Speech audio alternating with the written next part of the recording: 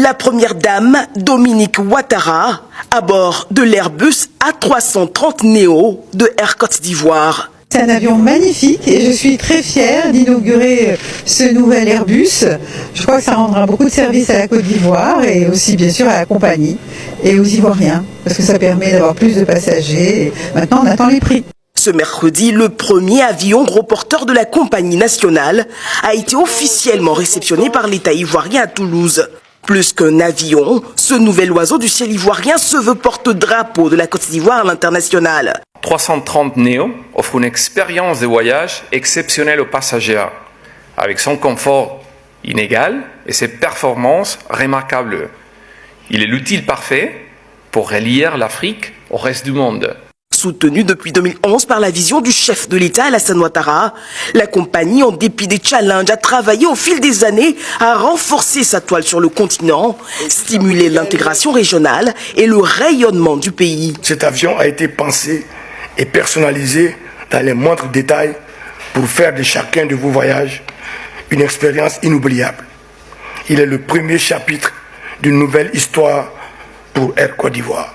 Avec son moteur Rolls-Royce et son aérodynamique renforcée, l'Airbus A330 Neo va permettre une économie de 25% de carburant, induisant une réduction de 25% de la pollution. Grâce à l'appui de l'État que nous allons poursuivre, la compagnie a acquis aujourd'hui une douzaine d'avions, offrant également 600 emplois directs et 3846 emplois indirects.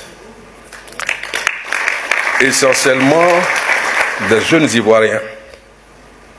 Elle affiche une position de leader de l'Afrique de l'Ouest et centrale, avec plus de 7 millions de passagers transportés depuis sa création.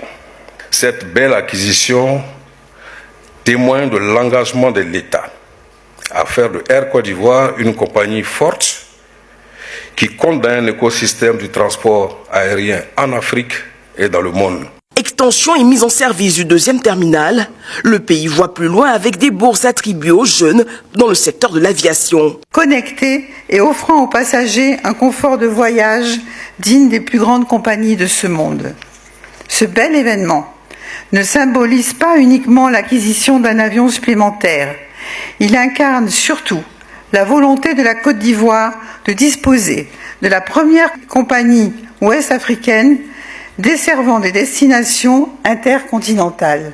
À ce stade de mon propos, je voudrais rendre un vibrant hommage à mon cher époux, le président Alassane Ouattara, dont l'ambition et la vision en 2012 étaient déjà de faire de Air Côte d'Ivoire une grande compagnie reconnue. La rencontre a été l'occasion pour la première dame de se faire ambassadrice de la destination Côte d'Ivoire. Le potentiel touristique, culturel et économique que suggère cette nouvelle étape de la croissance d'Air Côte d'Ivoire est grand et une telle impulsion doit être une source d'inspiration et de créativité pour nos populations, notamment pour nos jeunes entrepreneurs.